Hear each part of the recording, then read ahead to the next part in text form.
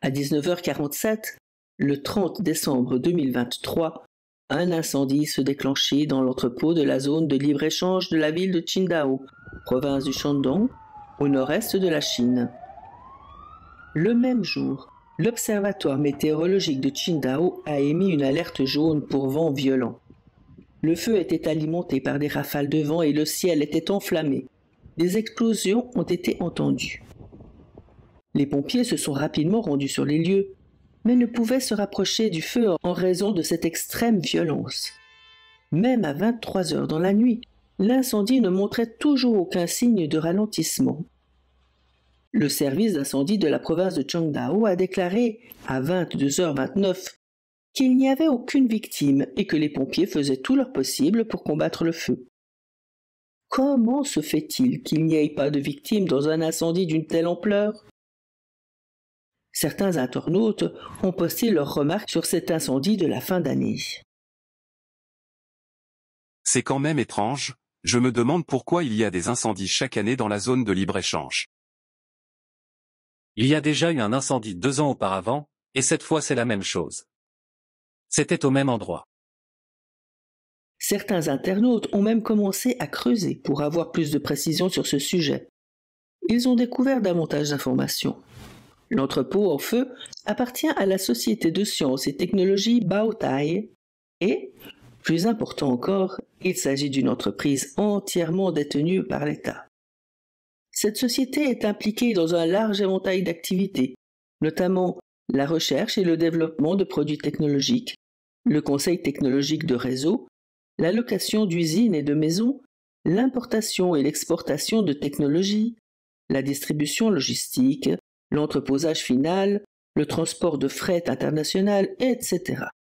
D'autres internautes ont découvert dans le dossier officiel des pompiers de la ville qu'en février 2023, cette entreprise publique n'avait pas pu valider une inspection incendie menée par les pompiers.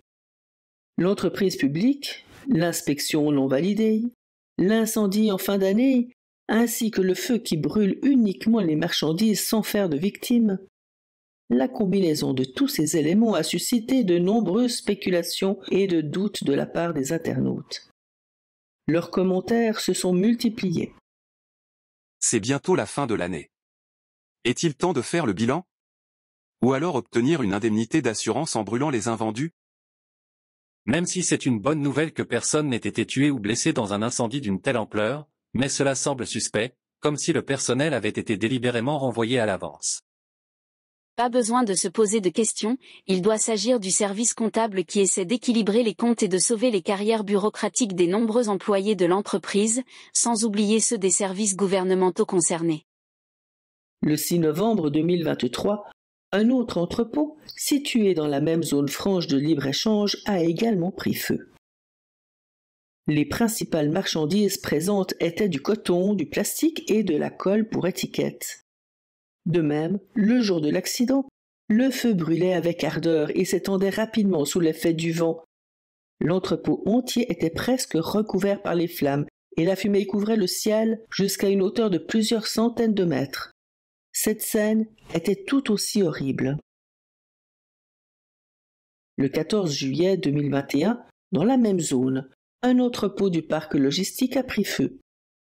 Un communiqué de presse officiel a indiqué que l'entrepôt en feu était une structure en acier à un seul étage, que l'incendie était principalement dû à des particules de caoutchouc et de polyéthylène qui produisaient une importante fumée. Mais il n'y avait aucun produit chimique dangereux ni explosif dans l'entrepôt, et aucune victime. En résumé, une tendance est observée dans ces incendies. Ils comprennent des entrepôts stockant un grand nombre d'articles inflammables, des rafales de vent qui ont contribué à aggraver l'incendie et, plus curieusement, aucune victime.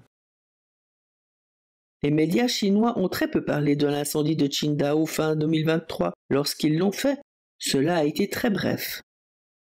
Cela suggère que la zone de libre-échange de Qingdao est très puissante dans la censure des informations. Le matin du 23 décembre 2023, une explosion s'est produite dans une usine chimique de la ville de Zibo, province de Shandong. Selon les médias d'État chinois, L'accident s'est produit dans l'atelier de craquage de l'usine d'oléfine de la société pétrochimique Chilu. La vidéo montre une énorme boule de feu s'élevant de l'explosion, avec des flammes faisant rage et de la fumée s'échappant. L'explosion a eu lieu à l'intérieur de l'usine chimique et a entraîné une propagation rapide du feu et l'effondrement de l'usine. Les incendies ultérieurs ont continué à brûler et une explosion secondaire aura eu lieu. Le département de propagande de la ville de Zibo a annoncé qu'à 9h25, le 23 décembre, l'atelier de craquage d'oléfine de la société pétrochimique Chilu était en feu et qu'aucune victime n'a été constatée pour le moment. En fait, les raisons derrière toutes sortes d'incendies et d'explosions en Chine ne peuvent être expliquées par le bon sens.